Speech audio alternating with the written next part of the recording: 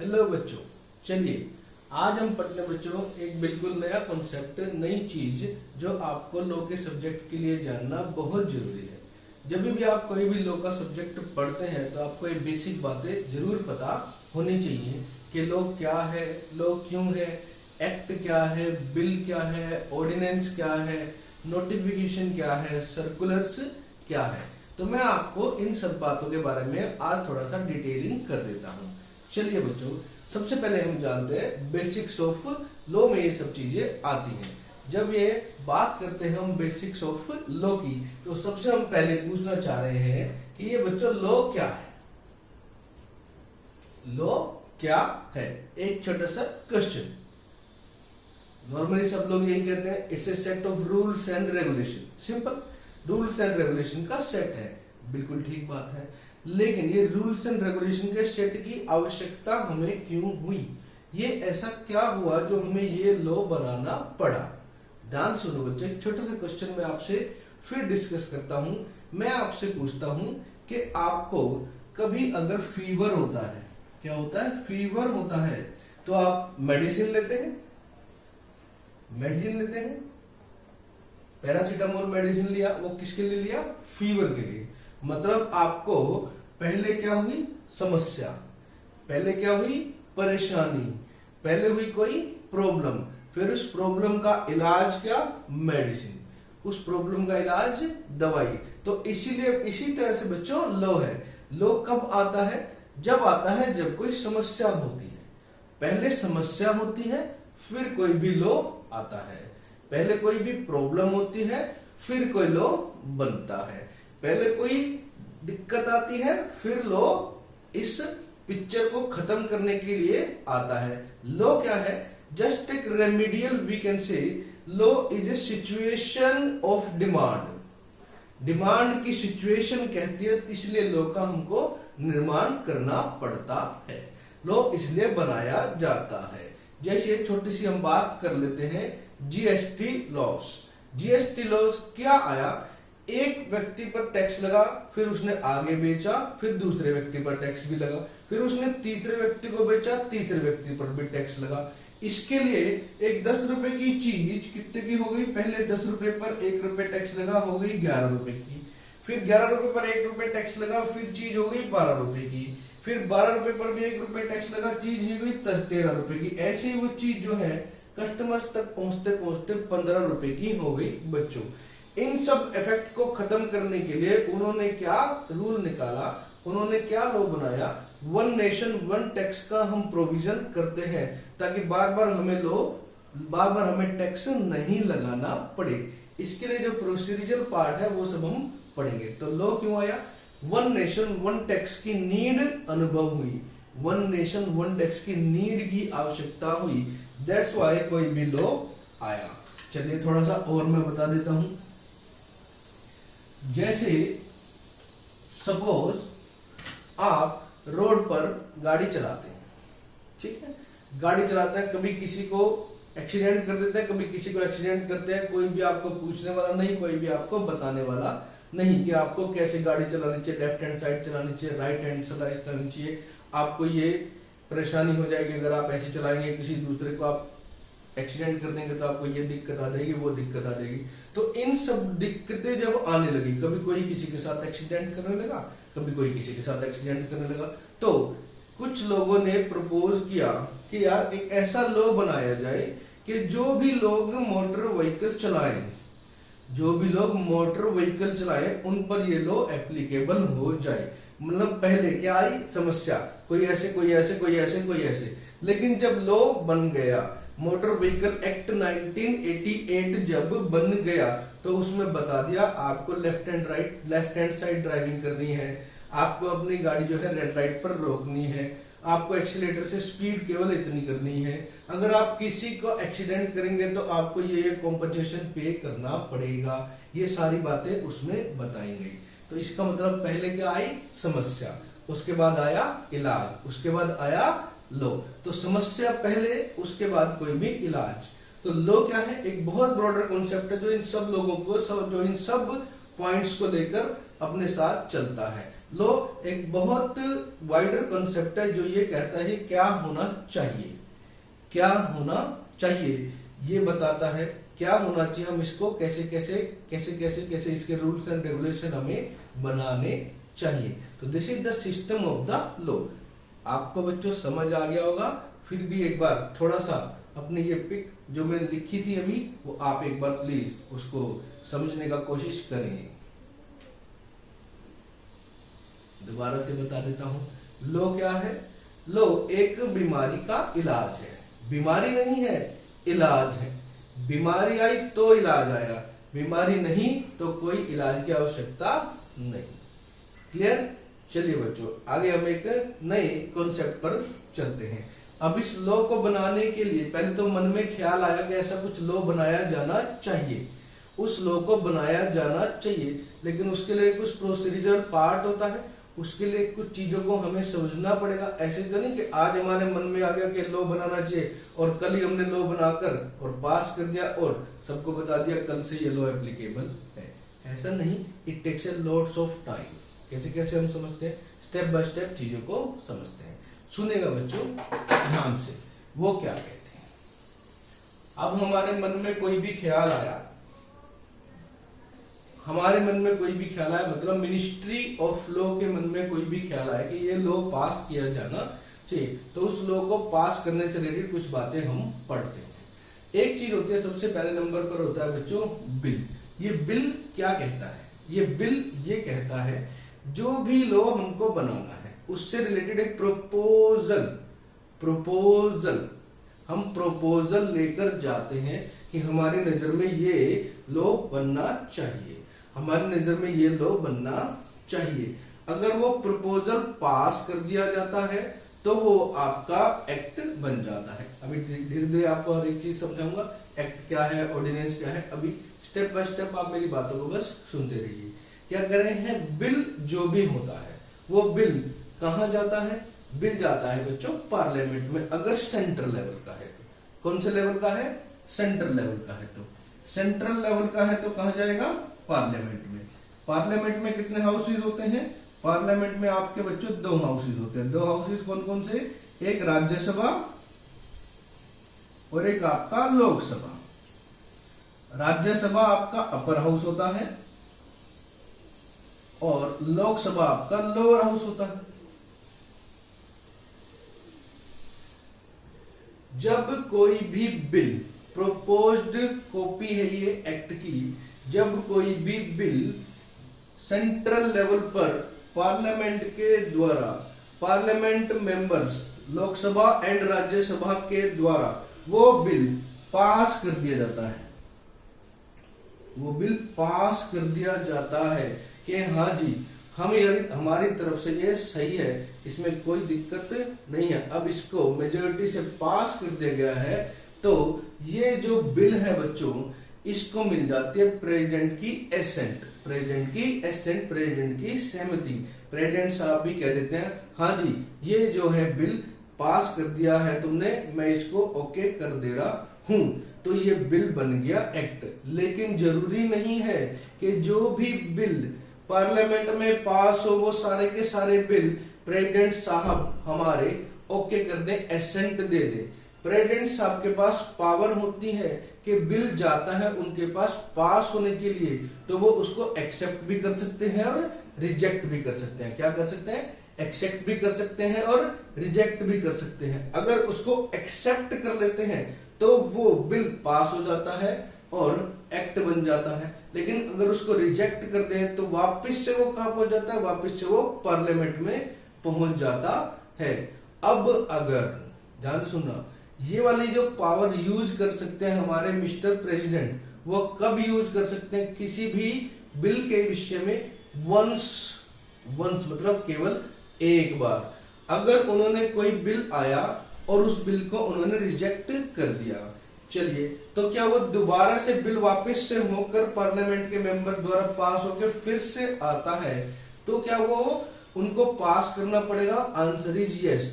ये वाली पावर जो यूज करी गई है आज तक, हमारे मिस्टर ज्ञानी जैल सिंह होते थे, वो वाली पावर उन्होंने यूज की है उसके अलावा सभी प्रेसिडेंट साहब ने जो भी बिल पार्लियामेंट में पास हुआ उस बिल को पास कर दिया है। चलिए और प्रोसीजर पार्ट को थोड़ा सा समझते हैं। आप इसका एक बार पिक ले लीजिए, वैसे तो कोई दिक्कत नहीं है, अभी आपको बिल्कुल क्लैरिटी आ रही होगी, you can know it later, no issue. Central level पर मैंने बताया पार्लियामेंट होती है, राज्यसभा, लोकसभा। सेंट्रल मतलब समझते हैं आप, देश के लेवल पर पूरी जगह पर जो एक्ट एप्लीकेबल होगा। दूसरी चीज हम समझते हैं, एक जो बिल पास होगा बच्चों वो स्टेट लेवल पर। अब स्टेट लेवल पर भी पास हो सकता है, मतलब राजस्थान स्टेट अपना अलग बिल पास कर सकती है, हरियाणा स्टेट अपना अलग बिल पास करती है, एमपी स्टेट अपना अलग बिल पास कर सकती है। आंसर इज यस, जो केवल उस स्टेट पर एप्लीकेबल होगा। उस स्टेट में भी बच्चों सेम चीज चलती है, उसमें भी जो चलता है उसमें भी 2 हाउसेज होते हैं। वो कौन कौन से हाउसेज होते हैं? नंबर 1 होता है विधान परिषद, नंबर 1 होता है विधान परिषद, नंबर 2 होता है विधानसभा, नंबर 2 होता है विधानसभा।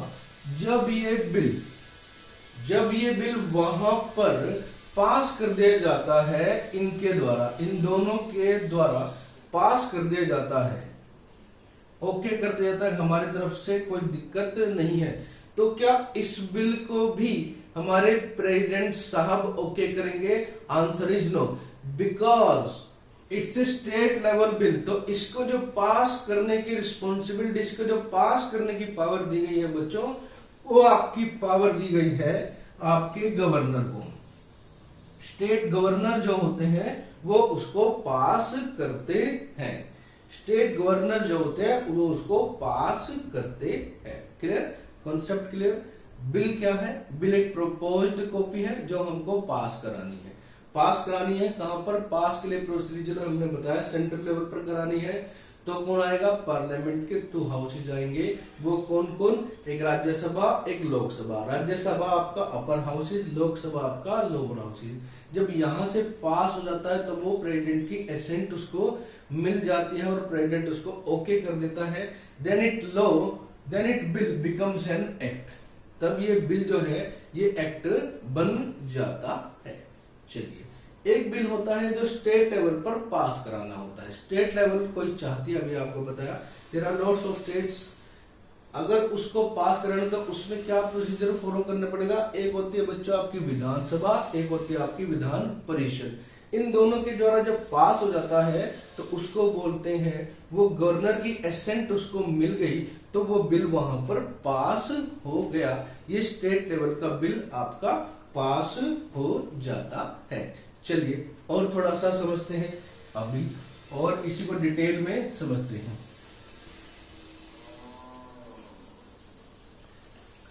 ध्यान से सुनिएगा।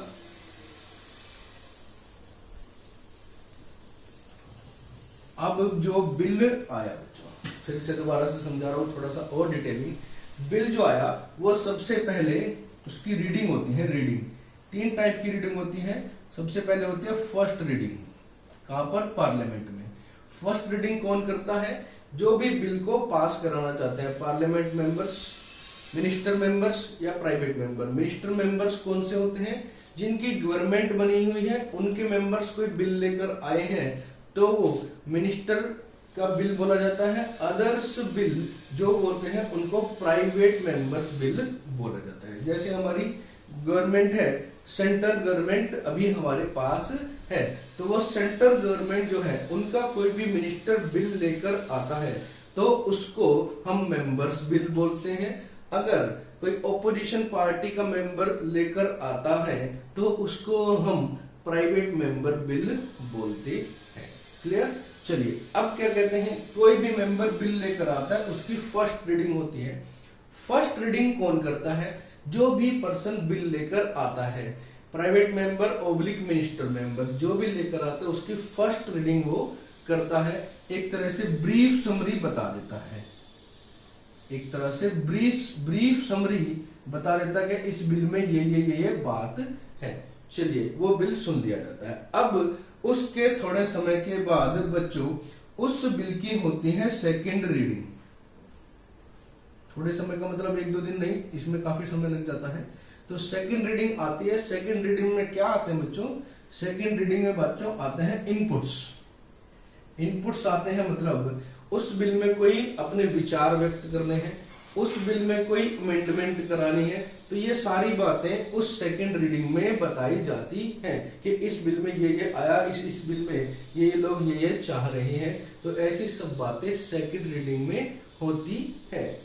लास्ट एक रीडिंग होती है जिसको हम बोलते हैं फाइनल रीडिंग। वो third reading is A final reading. ये जो फाइनल रीडिंग होती है ये क्या कहती है?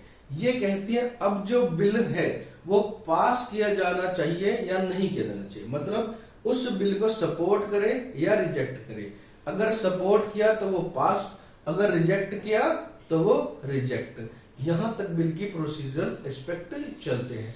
अगर यहाँ पर बिल पास हो गया, जो हम लास्ट में पढ़ चुके हैं, सेंट्रल गवर्नमेंट ने पास कर दिया तो वो बन जाएगा हमारा पार्लियामेंट में पास होकर एक्ट।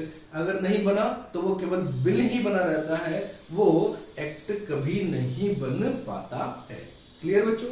आई होप आप सबको समझ में आ गया हो। चलिए आगे चलते हैं। आपको पिक लेनी है तो प्लीज एक बार आप स्क्रीनशॉट ले लीजिए। चलिए आगे चलते हैं।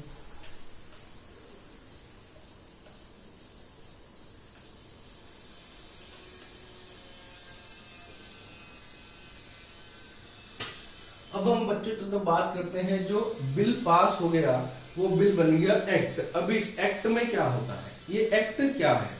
एक्ट क्या है? एक्ट एक मोर डिस्क्रिप्टिव नेचर का होता है। नंबर एक, एक्ट जो है मोर डिस्क्रिप्टिव नेचर होता है।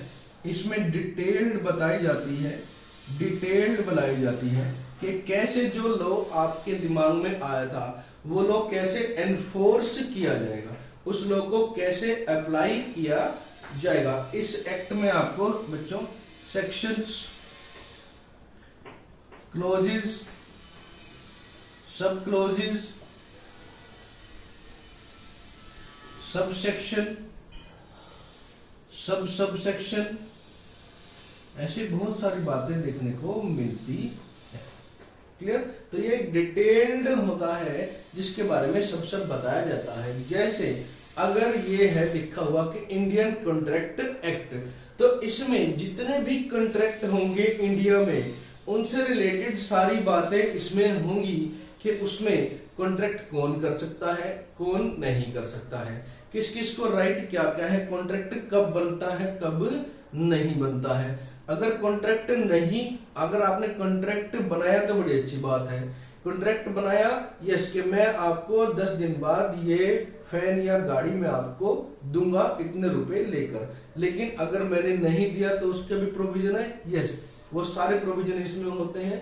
That is called are breach of contract. अगर ब्रीच हो जाएगा तो उसके लिए क्या क्या प्रोविजंस होंगे, क्या क्या पेनल्टी पनिशमेंट सारी होगी, वो सारी की सारी बातें बच्चों इसमें आपके लिखी रहती हैं। तो मैंने आपको बताया act is a detailed analysis, detailed आपको बताया रहता है। नेक्स्ट चलते हैं बच्चों, इतना क्लियर? Law clear? लॉ मैंने बताया इन सबको मिलाकर बनता है, सबसे बड़ा होता है लॉ। दिमाग में ख्याल आता है कि ये करना चाहिए, फिर उसके बाद प्रोसीजर पार्ट हमारा स्टार्ट होता है। सबसे पहले नंबर पर बिल। जब बिल बन गया तो वो बिल बन गया हमारा, बिल जब पास हो गया तो वो पास होकर बना हमारा एक्ट। और एक्ट में आपको मैंने बताया डिस्क्रिप्टिव नेचर होता है, बहुत सारी चीजें होती है, डिटेल्ड स्टेटमेंट होती है, clauses, sub clauses, section, sub section, para, sub para, ऐसी बहुत सारी बातें होती है। क्लियर? चलिए बच्चों अब हम थोड़ा सा आगे की तरफ बढ़ते हैं। अब एक बात हम बता रहे हैं बच्चों, ऑर्डिनेंस। ये ऑर्डिनेंस क्या होता है? ये भी बच्चों होता है एक्ट की तरह ही, लेकिन क्या चीज होती है? ऑर्डिनेंस तब पास किया जाता है जब पार्लियामेंट के दोनों हाउसेस का इकट्ठा बैठकर पास करना थोड़ा मुश्किल हो जाता है। जैसे अभी जो सीजन चल रहा है लॉकडाउन, इस लॉकडाउन के टाइम पर पार्लियामेंट के बोथ हाउसेस तो इकट्ठे बैठ नहीं सकते क्योंकि सोशल डिस्टेंसिंग मैनेज करना है। तो वहां पर अगर कोई इमरजेंसी आ रही है, कोई अर्जेंट नीड आ रही है लॉ को पास करने की, किसी एक्ट को पास करने की अर्जेंट नीड आ रही है, तो वहां पर ऑर्डिनेंस पास कर दिया जाता है। कैबिनेट मिनिस्टर्स ऑर्डिनेंस पास कर सकते हैं, प्लस में उसको प्रेसिडेंट का एसेंट मिल जाता है, प्रेसिडेंट का एसेंट उसको मिल जाता है। और वो जो ऑर्डिनेंस है वो ऑर्डिनेंस भी एक एक्ट की तरह ही यूज किया जा सकता है। बाद में लेटर ऑन उसको पार्लियामेंट के मेंबर्स अपनी कंसेंट दे देते हैं। जैसे रिसेंटली यस्टरडे हुआ है, हमारे प्रकाश जावड़ेकर जी ने एक ऑर्डिनेंस पास किया है रिलेटेड टू दिस, हमारा पेंडेमिक जो आया है कोरोना, इसके लिए क्या कहा उन्होंने ये कहा है जो भी ट्रीटमेंट कर रहे हैं workers relating to corona virus, जो भी कोरोना वायरस से रिलेटिंग वर्कर्स काम कर रहे हैं, ट्रीटमेंट कर रहे हैं, just like doctors, just like nurses, just like आपके स्वीपर्स, जस्ट लाइक आपका पुलिस फोर्स, इनको अगर कोई परेशान करेगा, इनको कोई दिक्कत करेगा, इनके काम में कोई रुकावट डालेगा, तो उसको 7 ईयर्स तक इम्प्रिजनमेंट हो सकता है। 7 ईयर्स तक इम्प्रिजनमेंट हो सकता है। बच्चों ये बिल्कुल लेटेस्ट है जो कल ही आया है, तो ये ध्यान रखनी चाहिए कि ऑर्डिनेंस क्या होता है। क्लियर? चलिए अब आगे चलते हैं नोटिफिकेशन। अब ये नोटिफिकेशन क्या होता है बच्चों, थोड़ा सा और समझते हैं। नोटिफिकेशन के लिए सुनिएगा, नोटिफिकेशन क्या होता है। अब गवर्नमेंट ने हमको कोई इंफॉर्मेशन देनी है, हमको कोई सूचना पास ऑन करनी है, कोई इंफॉर्मेशन पास ऑन करनी है, क्या वो हमें कॉल करेगी, क्या हमको व्हाट्सएप पर देगी? No, never. क्या हमें वो फेसबुक के थ्रू बताएगी, क्या इंस्टा के थ्रू बताएगी, क्या ट्विटर के थ्रू बताएगी? Answer is no. गवर्नमेंट जब भी कोई नोटिफिकेशन देगी, whether it is state government, whether it is central government, central government अगर कोई भी हमें इंफॉर्मेशन पास ऑन करना चाहिए, तो वो जो पास ऑन करने का तरीका है, वो तरीका क्या है? किसी पेपर में वो पब्लिश होता है, उस पब्लिकेशन का नाम है बच्चों ऑफिशियल गैजेट ऑफ इंडिया। उस ऑफिशियल गैजेट ऑफ इंडिया में जो भी इंफॉर्मेशन आ गई, इसका मतलब ये है कि वो जनरल पब्लिक को पास ऑन हो गई है, वो जनरल पब्लिक को पास ऑन हो गई है। तो वो कोई भी नोटिफिकेशन, कोई भी सूचना जो दी जाती है, that is through a notification. Notification का मतलब यही होता है कि हम आपको ये सूचना दे रहे हैं, हम आपको ये इंफॉर्मेशन दे रहे हैं, या कोई अमेंडमेंट किसी भी चीज में आती है, तो वो सब बातें that will be called as notification. And last one is circulars. Circulars क्या रहते हैं बच्चों, थोड़ा सा और डिटेल में जाते हैं। सर्कुलर्स, सपोज किसी एक्ट में कोई लाइन लिखा हुआ है, उस लाइन पर एम्बिग्युइटी है, एम्बिग्युइटी मतलब संदेह है, वो समझ में नहीं आ रहा है, वो समझ में नहीं आ रही है, तो उस चीज की क्लैरिटी जो बताई जाती है, उसकी क्लैरिफिकेशन जो दी जाती है, उस चीज को बोलते हैं बच्चों circular. Circular means to clarify the meaning of an act, to clarify the meaning of the sentence. जो भी लिखा हुआ है उसके मीनिंग को आप क्लैरिफाई करते हैं, तो इस चीज का मतलब होता है सर्कुलर्स। ओके बच्चों, आज हम